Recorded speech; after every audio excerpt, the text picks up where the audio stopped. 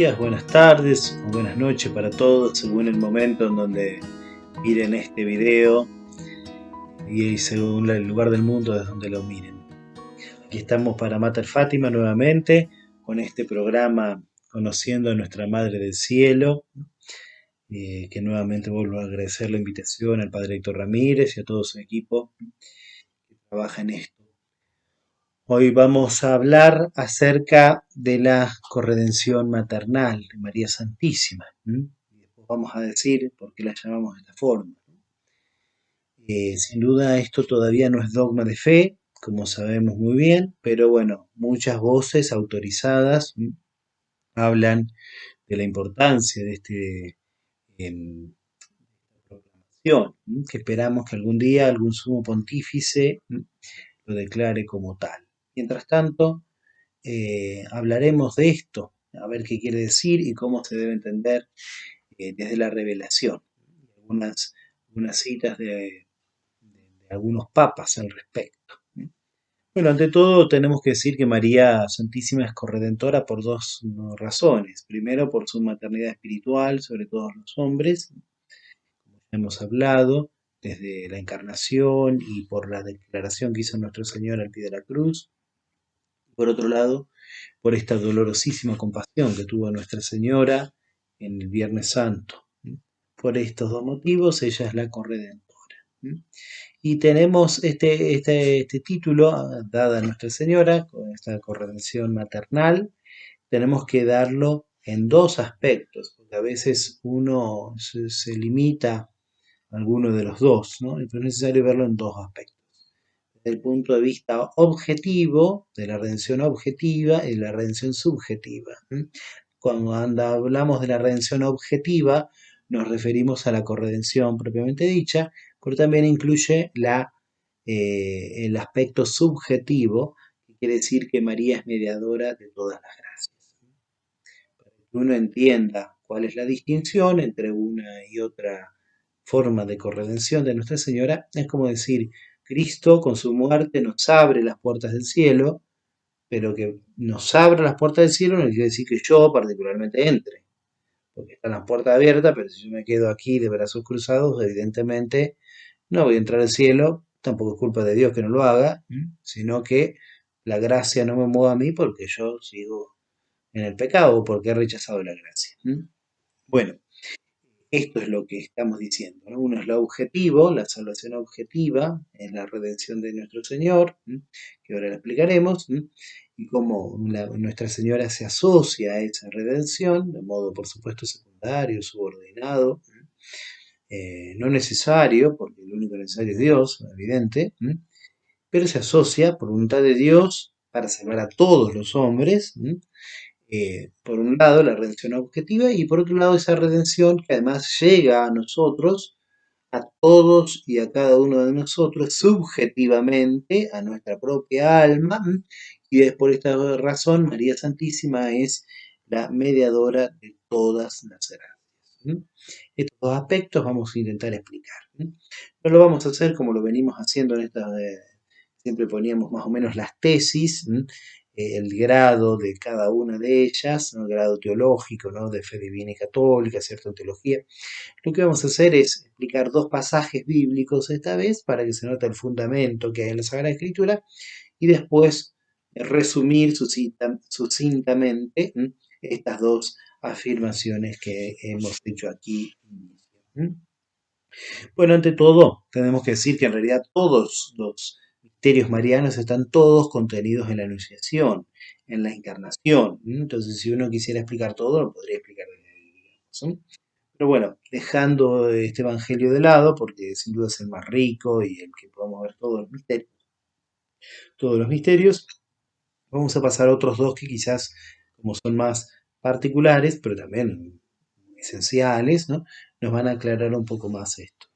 Y ante todo las bodas de Caná, en Juan 2, del 1 al 11. No vamos a leer todo el pasaje, después ustedes pueden consultar sus Biblias. Vamos a ir extractando algunos versículos y comentándolos.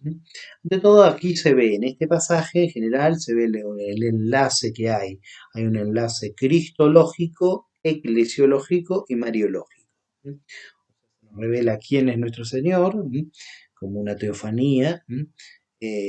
Se nos ve la misión de la iglesia cree en Cristo, los discípulos creyeron en Él, dice la conclusión de este texto citado, y la Virgen Santísima con una relación esencial entre las dos, ¿no? Entre Cristo nuestro Señor y la iglesia, los discípulos que creen en Cristo gracias a que María le roba, entre comillas, ¿no? El milagro a nuestro Señor. Se observa a María Santísima nombrada en este pasaje como Madre de Jesús. Nunca aparece María, el nombre sí María, en San Juan. Todo en San Juan tiene, ¿no? El Evangelio espiritual, todo tiene una importancia muy crucial, digamos, ¿no? De hecho, San Lucas es el evangelista que más relata o hace hincapié en la maternidad divina de María Santísima. Y San Juan, sin negar esto, porque de hecho le llama Madre de Jesús, Jesús es Dios, dice a cada rato todos los evangelios y sobre todo San Juan, cuando empieza el prólogo, etcétera, ¿no? Sin negar que María es Madre de Dios, además hace hincapié este evangelista en la función eclesial de María Santísima. Por eso es tan importante estos dos pasajes que hemos tomado. Comienza la Virgen diciendo, no tienen vino. El primero que le dice a Cristo. Fíjense que no tiene ningún pedido, solamente es una afirmación, no tienen vino. Obviamente para los esposos quedarse sin vino era un papelón, ¿no? Un papelón, no solo en el casamiento, en el matrimonio que duraba 1 o 2 semanas, sino de por vida, ¿no? No podían no quedarse sin vino, el vino en la Sagrada Escritura además es símbolo de la alegría. La abundancia del vino era un símbolo de la venida del Mesías, ¿no? Como dice el profeta Isaías. Bueno, María Santísima está atenta a esta necesidad, incluso a la necesidad de la alegría santamente terrenal, digamos, ¿no? No hablemos de la alegría mundana, por supuesto que no, del mundo como enemigo de Dios, pero sí de la alegría santa del mundo. La Virgen está atenta, ¿no?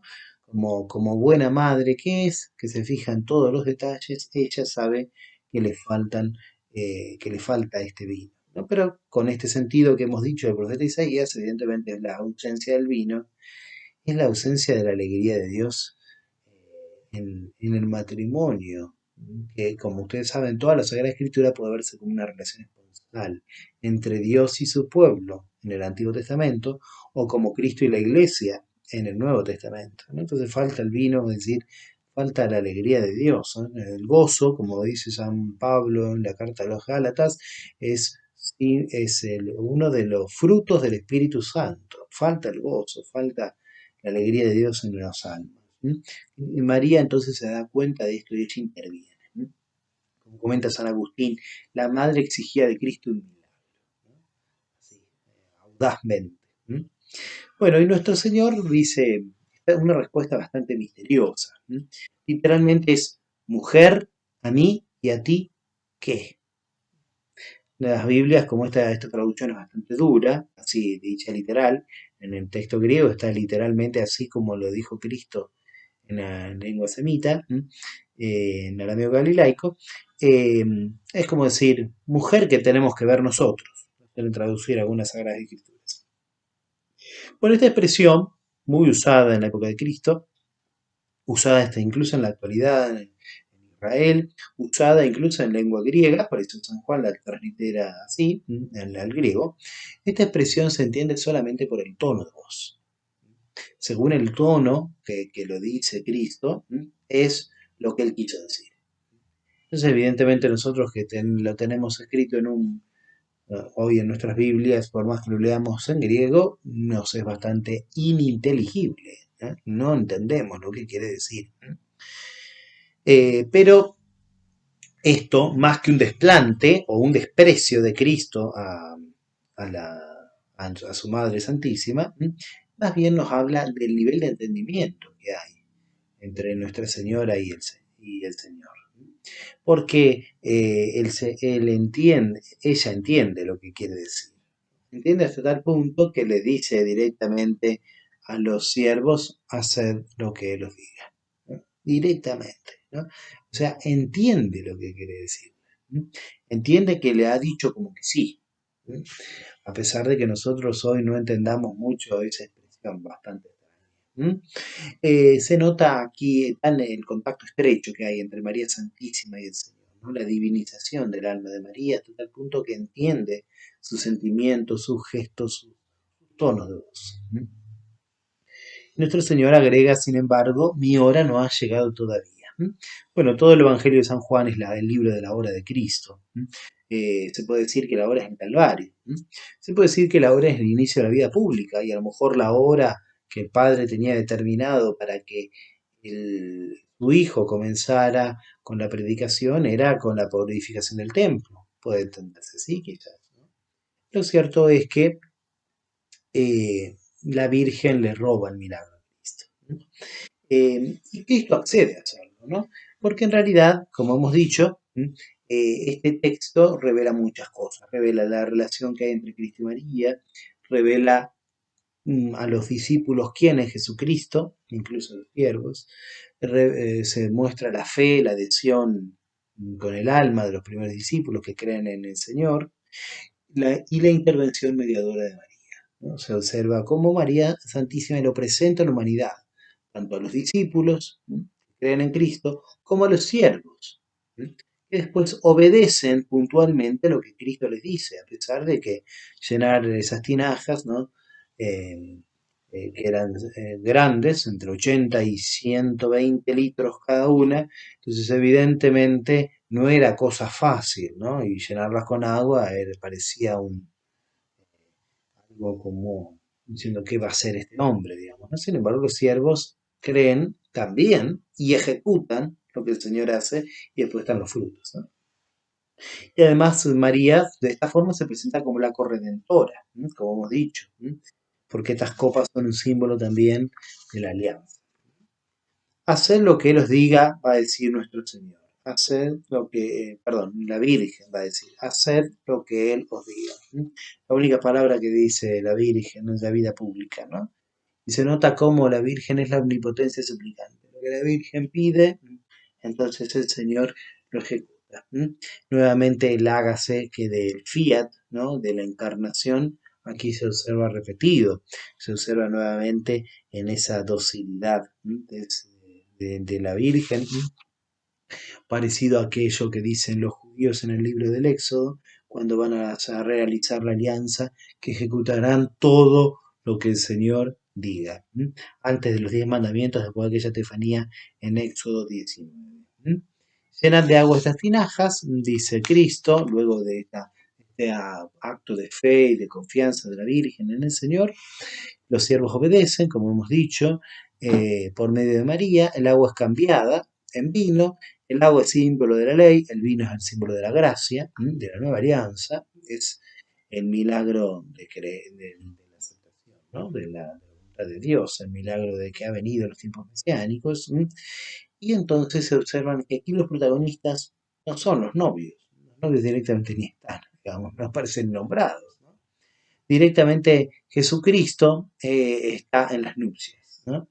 Y esto, como habíamos dicho, que el matrimonio es un tema bíblico, o sea, algo que atraviesa la escritura de modo transversal, del Génesis al Apocalipsis, entonces evidentemente Cristo es el esposo, y es el esposo de la iglesia, como sabemos bien, la iglesia se desposa con él en bodas, y en las bodas son las bodas de sangre, son las bodas de la cruz.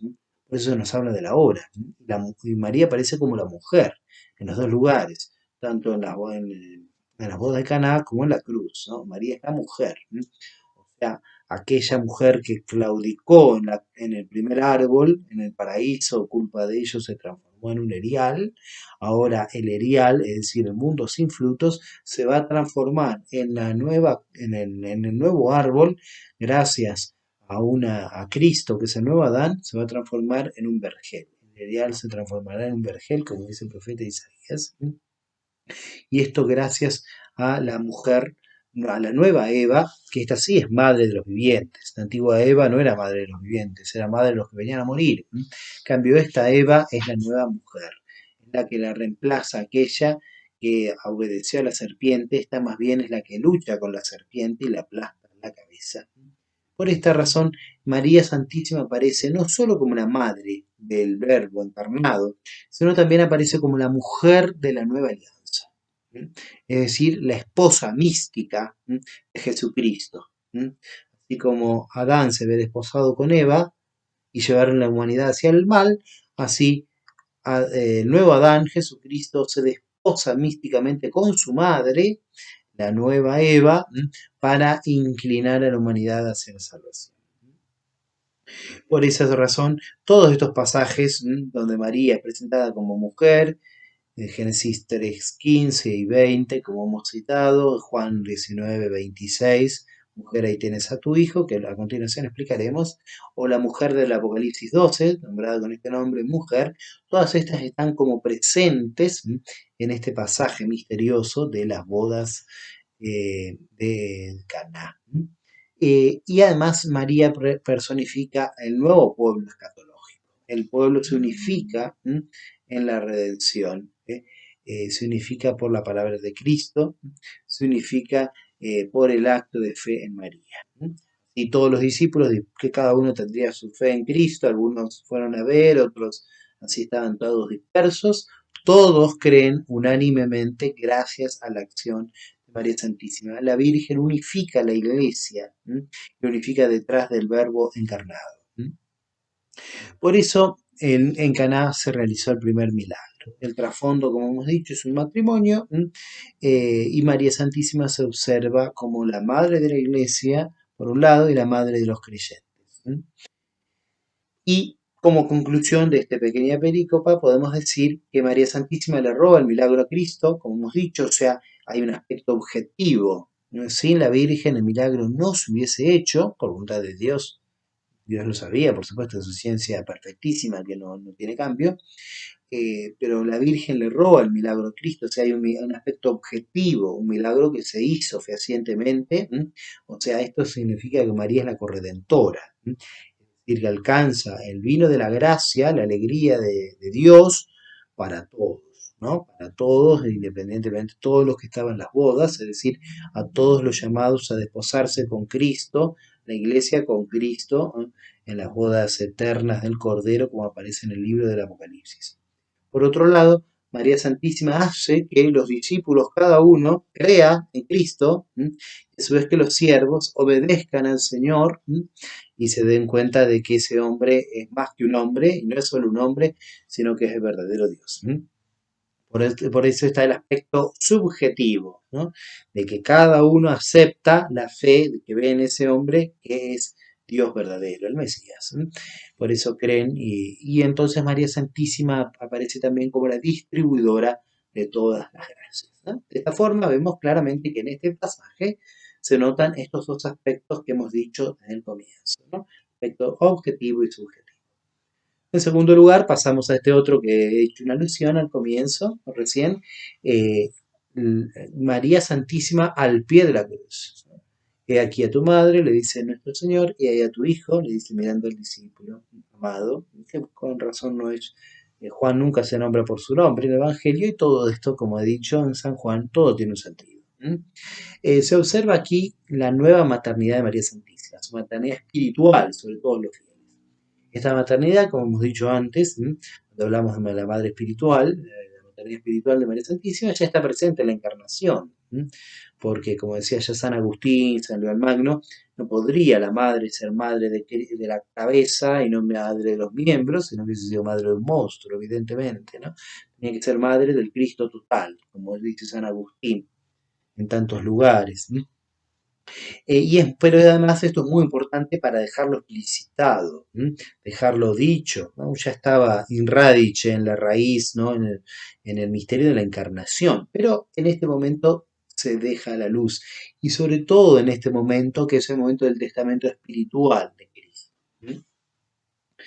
Ante todo le dice a Nuestra Señora, mujer, ahí tienes a tu hijo, o he aquí a tu hijo. La palabra que sigue a continuación, para que se cumpliera la escritura que dice, ¿no?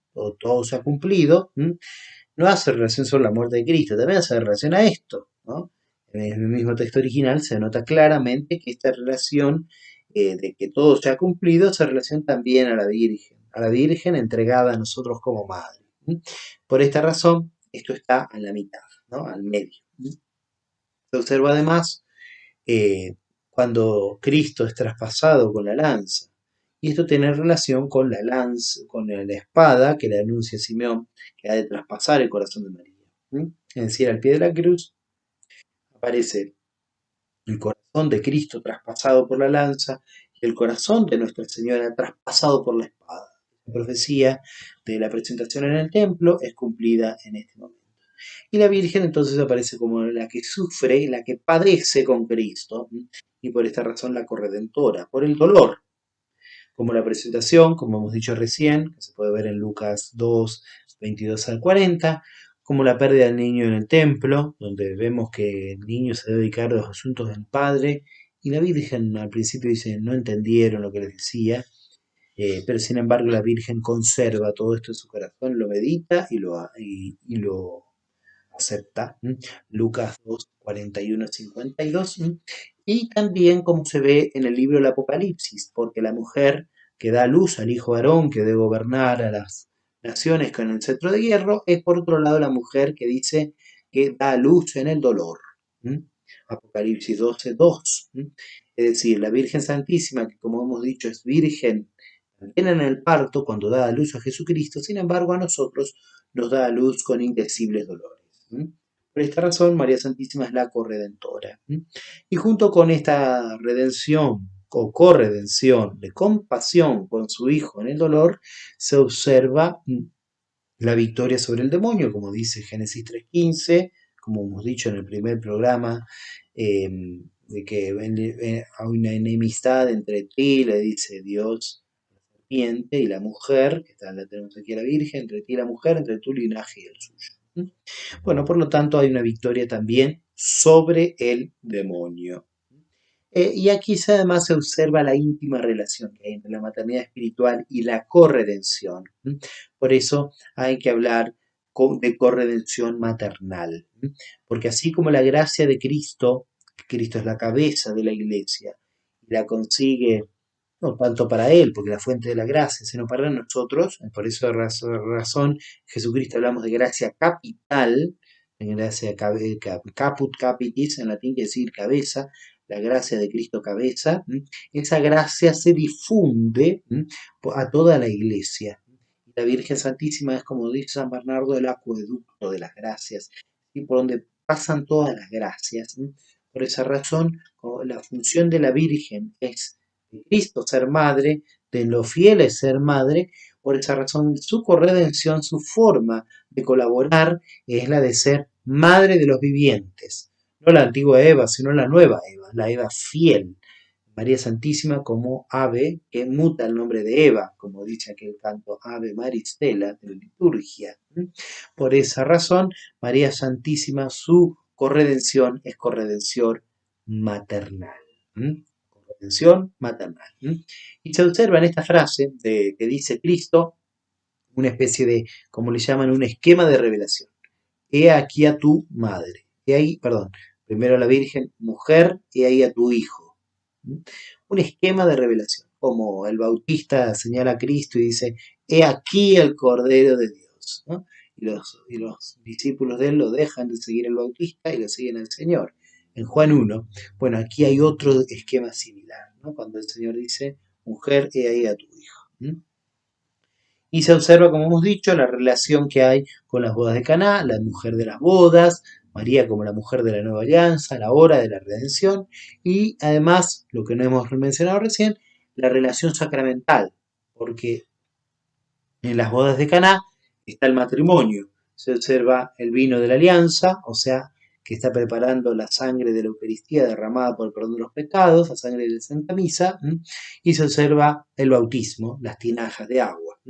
Esa relación está íntimamente en conexión con lo que ocurre en la cruz, porque Cristo aparece, como vemos, el costado abierto del Salvador, de cuyo lado brota sangre y agua, símbolo de los sacramentos de la iglesia.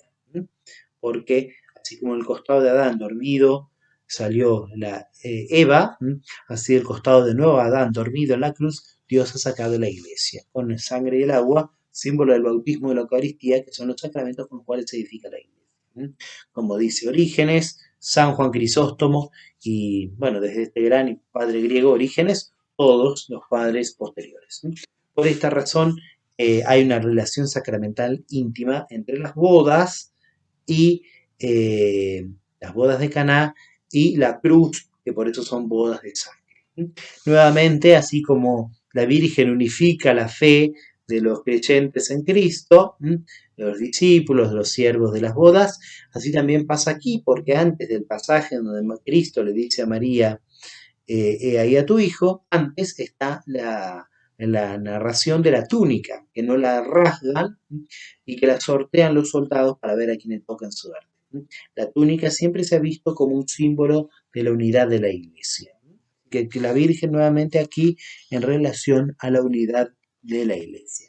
Se podría ver otros textos, no lo podemos explicar por la razón de brevedad del tiempo, Zacarías 9:9, Cantares 8:5, solo los enumero para que los que quieran lo puedan ver, para que se vea cómo la Virgen Santísima es la madre de Nuevo Sion, la madre de Sion, ¿no? La madre de Israel, la madre del nuevo Israel que es la iglesia, y cómo ella es la esposa del cantar de los cantares. Solo lo enumero, insisto, no hay tiempo de explicar esto. Y María nuevamente aquí aparece como madre, la madre de Cristo, y nuevamente como la que colabora con la redención de todos, ¿no? Y entonces la esposa mística del Verbo encarnado. Luego le dice a San Juan, Cristo le dice, he ahí a tu madre. Aquí en este paso, nuevamente aquí se observa a María y a Juan. María y Juan, pero ahora representan a la iglesia, pero en dos aspectos distintos de la iglesia. Juan es el discípulo amado y María es la madre que cuida del discípulo. De esta forma, podemos decir, una es la iglesia docente y otra es la iglesia digamos, de los fieles, ¿no? De los fieles laicos, digamos, ¿no? Los dos aspectos de la iglesia. Los dos María y Juan representan a la totalidad de la iglesia. Y además, aquí se observa que para ser hijos de Dios debemos ser hijos de María e hijos de la iglesia. Esto es muy importante, ¿no? Juan también representa a todos los creyentes, porque no es la persona de Juan, por eso se dice a Juan, decíamos, como el discípulo amado. Es decir, nosotros para ser hijos de Dios debemos ser hijos de la iglesia, como decía San Cipriano, nadie tiene a Dios por padre si no tiene a la iglesia por madre. Por esa razón, la iglesia es el Cristo total, como decía San Agustín, y no podemos nosotros separar lo que Dios ha unido. Gran misterio es este, y yo lo digo de Cristo y la iglesia, como dice San Pablo en la carta a los Efesios, capítulo 5. Cristo y la iglesia están unidos, y no podemos divorciarlos ni separarlos, como dice el luteranismo, y desde ahí en adelante cada vez peor el protestantismo, ¿no? Pero esto también se refiere a Cristo y la Virgen Santísima. Si nosotros somos hijos de Dios, tenemos que ser hijos de María, porque tenemos que aceptar el testamento espiritual que hace nuestro Señor, diciéndonos que ahí está nuestra madre. Por eso dice San Luis María Griñón de Montfort, parafraseando en esta frase de San Cipriano, nadie tiene a Dios por padre si no tiene a María por madre. Las dos cosas están aquí presentes, ¿no? Juan, la misión de Juan, que es el apóstol, fíjense, la primera misión de Juan no es la de predicar, sino es la de recibir a María por madre, recibirla como suya, como vamos a explicar a continuación, ¿no? Y por eso al pie de la cruz no está Pedro, está María, porque María es madre de todos, ¿no? No está la jerarquía de la iglesia. Juan también era un apóstol, ¿no? Y era un obispo, pero no está Pedro, no está el Papa, ¿no? No está la cabeza visible de la iglesia, ¿no? Sino está el fiel que ama. Esto es muy importante porque a la iglesia pertenecen más, también a la jerarquía, evidentemente, pero la iglesia sobre todo son los que aman, los que están con el Señor, los que están en el momento de la cruz, en el momento de la tribulación. Por eso va a decir el gran Orígenes, nadie puede interpretar correctamente el Evangelio si como Juan no reclina su pecho en el corazón del Señor y como Juan no recibe en la cruz de Cristo a María por madre. Esto es muy importante, ¿no? Lo más importante en la iglesia no es el que manda, sino aquel que ama y que se queda con el Señor, que conoce sus misterios del pecho de Cristo y que por eso recibe a María por madre. Esos son los más importantes, los pequeños, esos son los pequeños en la iglesia y son en definitiva los que han de salvar la iglesia. Como lo vemos también en Fátima, ¿no? La jerarquía que no cree, que se niega y que persigue y también a los niños, ¿no? Que no le creen los sacerdotes, ¿no? Al principio se niegan a creer, y por otro lado los niños, que son los pequeños, los que conocen la intimidad de los secretos de Fátima. Esto es la constante, así, en la historia de la salvación. María Santísima, entonces, que se observa su maternidad espiritual. Ella regenera a cada uno conociendo nuestros pecados. Porque también aquí debemos pensar, una madre conoce a cada uno y ve sus miserias, ¿no? Y sus virtudes, y la madre alienta a cada uno en particular.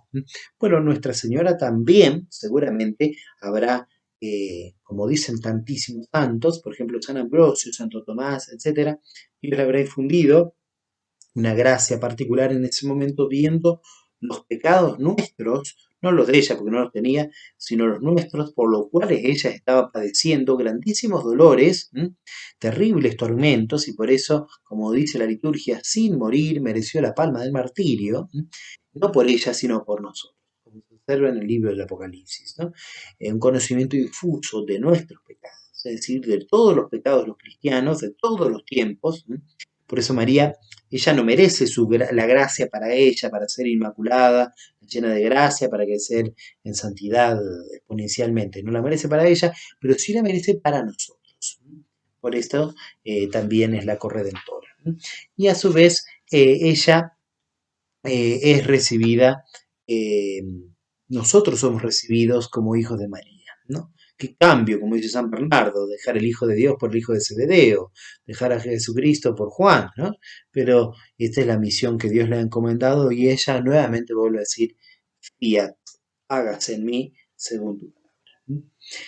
El discípulo, dice el texto, entonces, la recibió en su casa. Suelen traducir las Biblias, una traducción bastante pobre. En realidad el texto griego dice eis a idia, ¿no? Sería entre lo suyo, podemos decir. Tampoco esto no nos sirve, esta traducción, ¿no? Así literal, o entre sus propias, podemos decir, ¿no? Podemos decir entre lo más preciado del discípulo, ¿no? Es lo mismo que dice el prólogo de San Juan, cuando el verbo vino a los suyos y los suyos no lo recibieron, pero a los que lo recibieron, esta idea, a los que lo recibieron les dio poder de llegar a ser hijos de Dios, ¿no? Fíjense qué relación hay, ¿no? Entre ser hijos de Dios y ser hijos de la Virgen, ¿no? Entre aceptar la palabra de Cristo y recibir a María entre nuestras propiedades. Por esa razón, nosotros somos devotos de la Virgen tanto y cuanto estamos redimidos. Conclusión de este pasaje de la Virgen al pie de la cruz y de Juan que la acompaña, vemos la redención objetiva o adquisitiva. La Virgen al pie de la cruz es corredentora, sufre con Cristo, padece con Él. Sin Cristo no tendría razón de ser ella, pero una vez que está Cristo, por voluntad de Dios, quiso que ella esté, es decir, a través de ella, por su compasión, ¿no? También la redención única de Jesucristo, sobreabundante de Cristo, infinita de Cristo, que solamente basta la de Cristo. Él ha querido que también esté su madre, padeciendo por todos, para que también nosotros lleguemos a la salvación. Ese es el aspecto objetivo de la redención. Además hay un aspecto subjetivo, es decir, Juan que lleva a María a su propia casa, que así el creyente la lleva a María Santísima a su propio corazón. Así también hay un aspecto de cada uno que debemos hacer, tomarla a María por madre, es decir, que María Santísima es la dispensadora de todas las gracias y que llega individualmente a cada persona. Bueno, estos dos aspectos de la colaboración de María en la obra de la redención universal del género humano ya está dicho por los sumos pontífices. Para no ser exhaustivo, como hemos dicho, por razón del tiempo, vamos a citar solamente a dos papas. El Papa León XIII ha dicho lo siguiente: la que había sido cooperadora en el sacramento de la redención del hombre, sería también cooperadora en la dispensación de las gracias derivadas de él. Dos aspectos, ¿no? Como dice claramente León XIII, ¿no? Ante todo, cooperador en la redención, aspecto objetivo, nos abre las puertas del cielo, y después cooperador en la dispensación de las gracias. Esas gracias que llegan a cada uno de nosotros, son aspectos subjetivos. La gracia para mí. ¿Sí? Otro papa, San Pío X, que escribe en una encíclica llamada Ad Diem Illud, el 2 de febrero de 1904, dice así: la consecuencia de esta comunidad de sentimientos y de sufrimientos entre María y Jesús es que María mereció ser reparadora dignísima del orbe perdido y por tanto la dispensadora de todos los tesoros que Jesús nos conquistó con su muerte y con su sangre. Nuevamente los dos aspectos que hemos enumerado recién. Por un lado, reparadora dignísima del orden perdido, el aspecto objetivo al abrir las puertas del cielo, y por otro lado, la dispensadora de los tesoros, es decir, las gracias que llegan a cada uno de nosotros. Por lo tanto, los dos aspectos es necesario considerar. Brevemente, entonces, explicaremos teológicamente esto que quiere decir. Bueno, ante todo, la redención de Cristo, como hemos dicho, es principal, es suficiente, es independiente y es absolutamente necesaria. Principal porque así Dios nos quiso salvar, suficiente, una sola gotita de Cristo es capaz de salvar los mundos, como dice Santo Tomás, es independiente, no necesita de nadie y es absolutamente necesaria para que nosotros podamos ir al cielo. Sin embargo, esa redención suscita otras. Como ha dicho San Pablo, completo en mi carne para lo que falta la pasión de Cristo para vivir en su cuerpo, que es la iglesia, Colosenses 1:24, eso suscita también otras formas de colaboración. La redención, la corredención de María Santísima, maternal de María, es secundaria, pero por Dios la quiso así, es insuficiente por sí misma, es subordinada a Cristo, pero sin embargo es hipotéticamente necesaria, es decir, porque Dios la quiso necesitar de ella en la encarnación, quiso que esté al pie de la cruz, quiso que se quede con los discípulos en Pentecostés, quiso que aparezca en el Apocalipsis al fin de los tiempos, con ese pequeño grupo de fieles que han de ser perseguidos por Satanás, ¿no? Por el dragón antiguo. Bueno, Dios quiso así, ¿no? Es decir, como dice San Luis María Griñón de Montfort, Dios vino al mundo por medio de María Santísima y también por medio de Santísima quiere reinar en el mundo. Así comienza el tratado de la verdadera devoción. Es decir, Dios quiere hacerlo así. Entonces hay que respetar el modo de Dios. Es muy simple. ¿No? Podría hacerlo de otra forma, pero Él lo quiere hacer así. Entonces, por esa razón, ella es la corredentora. Santo Tomás explica que la pasión de Cristo es causa de nuestra salvación por 5 modos, ¿no? Por mérito, por satisfacción, por sacrificio, por redención y por eficiencia. El mérito de nuestra salvación lo consigue Él, ¿no? Él es el que paga por nosotros, ¿no? Satisface, Él paga nuestra deuda al Eterno Padre. Su muerte es un sacrificio, le da a Dios la gloria que se merece, que nuestros pecados no se le habían dado. Su sangre nos redime, es decir, nos compra, porque pertenecíamos a Satanás, ¿no? Nos redime, nos vuelve a comprar. Un precio no con oro y plata, como dice San Pedro, sino a precio de su sangre. Y su sangre es eficiente, es la causa eficiente, ¿no? De nuestra salvación. Bueno, todo esto que decimos propiamente de Jesucristo, que remitimos a Santo Tomás para que lo puedan después entender, ¿no? Los que quieran profundizar, todo esto que decimos de Jesucristo de modo propio, lo aplicamos a la Virgen de manera proporcional. Es decir, si Cristo por mérito es la causa universal, sobreabundante, infinito, ¿no? Y que paga estrictamente por todos y cada uno, y que incluso paga muchísimo más, la Virgen Santísima también es causa universal, no sobreabundante, sino insuficiente, por supuesto, porque su mérito es finito, porque es una criatura, pero sin embargo es proporcional en cuanto a que nadie podía ofrecer tanto como ella, porque era la Inmaculada, está asociada al orden hipostático, como hemos explicado, ¿no? Y porque su santidad ella comenzó más arriba que todos los ángeles y santos, como hemos explicado cuando hablamos de la Inmaculada. Por esa razón, su mérito es sobreabundantísimo. En segundo lugar, la satisfacción. La satisfacción de Cristo es satisfactoria por sí misma, alcanzaba, es vicaria, no por él, sino por nosotros, es universal, es sobreabundante para todos, ¿no? Alcanzaba y mucho más, como hemos explicado, es intrínseca, es de rigurosa justicia, es decir, mucho más de lo que podría haber pagado, y sin embargo la Virgen es semejante a esto, es universal también, porque llega para todos, es intrínseca, es decir, llega desde lo más profundo, es insuficiente, es finita, es limitada, porque la Virgen no deja de ser una criatura, como hemos dicho, pero es dignamente proporcional, ¿no? Nuevamente, porque es inmaculada, porque es la toda santa, es la llena de gracia, entonces es la que mejor podía colaborar, ¿no? Entonces, porque Dios la ha querido asociar así. El sacrificio de Cristo, hemos dicho, además, Cristo es sacerdote y es víctima perfectísima, Él ofrece el propio sacrificio al Padre en expiación, nos hace sagrados a nosotros, eso quiere decir la palabra sacrificio, sacrum facere aliquid, hacer algo sagrado.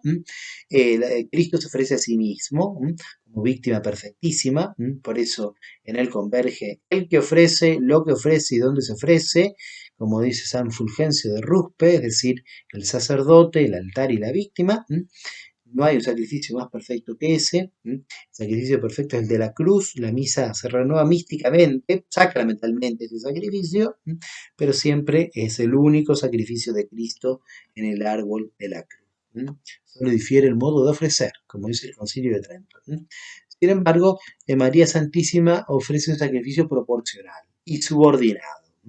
No quiere decir que María Santísima sea sacerdote, como lo hemos explicado en un programa anterior, sino que ella está por encima del orden de la gracia, está por encima del orden sagrado. Sin la Virgen Santísima no existiría ni una misa, no existiría ningún sacerdote que perdone los pecados y que los absuelva, no existiría porque ella es la omnipotencia suplicante, puede conseguir el perdón de los pecados con su impetración y con su oración. Por esa razón, su sacrificio es mucho más elevado que el sacrificio que puede ofrecer cualquier sacerdote, incluso en el altar. En cuanto a la redención, Cristo es la causa de nuestra salud, de nuestra salvación. Él es el que nos compra a precio de su sangre, como hemos dicho. Y María Santísima, por su compasión, es una causa subordinada, es una causa que sin Cristo no tendría razón de ser, pero es Cristo el que quiere que ella padezca estos dolores como hemos hablado. Y por último, por causa de la eficiencia, Cristo es la causa principal como Dios, su humanidad es la causa instrumental, es la que padece el dolor, el sufrimiento, la muerte, pero María Santísima es causa asociada, universal para todos, moral, porque se compadece, sufre, muere místicamente en la cruz, pero es además causa eficiente dispositiva porque nos gana con sus méritos, nos compra para Dios a nosotros. Por todo esto, en este pasaje rapidísimo que hemos hecho, ¿no? Que sería para profundizar mucho más cada uno de estos aspectos que hemos dicho, si la gracia de Cristo, como hemos afirmado antes, es una gracia capital, porque está en la cabeza de la iglesia, en la cabeza del cuerpo místico, la gracia de la Virgen Santísima es maternal. Ella es corredentora como madre. Y esta es la forma que nos tiene para nosotros de abrir las puertas del cielo. Cristo lo hace por sí mismo, por su poder, y ella porque es la nueva Eva asociada al nuevo Adán para liberar al género humano. Y en segundo lugar, es la redención subjetiva, cómo llega esa gracia a nuestras propias almas. De esta forma, María Santísima es la mediadora, la dispensadora de todas las gracias. Nosotros la tenemos así en algunas advocaciones, por ejemplo, en Nuestra Señora de la Medalla Milagrosa, la vemos a la Virgen con sus manos abiertas, ¿no? sus haz de luz, en la gracia que viene de Cristo, sin embargo que pasa a través de sus manos, ¿no? Y llega a la humanidad. Por eso aparece el mundo, a sus pies. Bueno, así la Virgen también es esto, ¿no? Ella, todas las gracias pasan a través de María Santísima. Debemos recordar que el mediador perfecto es Jesucristo, como dice San Pablo en la carta a Timoteo, su primera carta, hay un solo mediador entre Dios y los hombres, Cristo Jesús, ¿no? Eso es así. El único mediador necesario, principal, único, es Él. Pero nosotros, como hemos dicho, esa mediación única de Cristo suscita otras formas de mediación, secundarias, ministeriales, accesorias, pero necesarias en el plan de Dios, porque a Él se le ocurrió hacerlo así, de ese modo. Por eso Cristo suscita a otros. De hecho, por ejemplo, para un padre, perdón, para un hijo, su papá o su mamá, es la voluntad de Dios en la casa.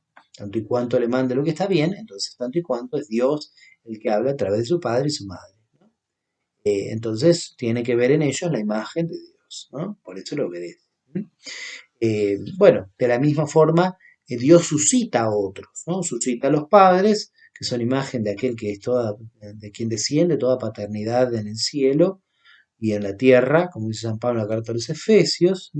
Así también la única mediación de Cristo suscita otras mediaciones secundarias, que no son necesarias, por ende, ¿no?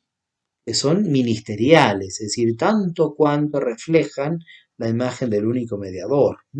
Bueno, así Dios suscita a otros. Pero esas causas secundarias, hay una que es universal, en las secundarias que es universal.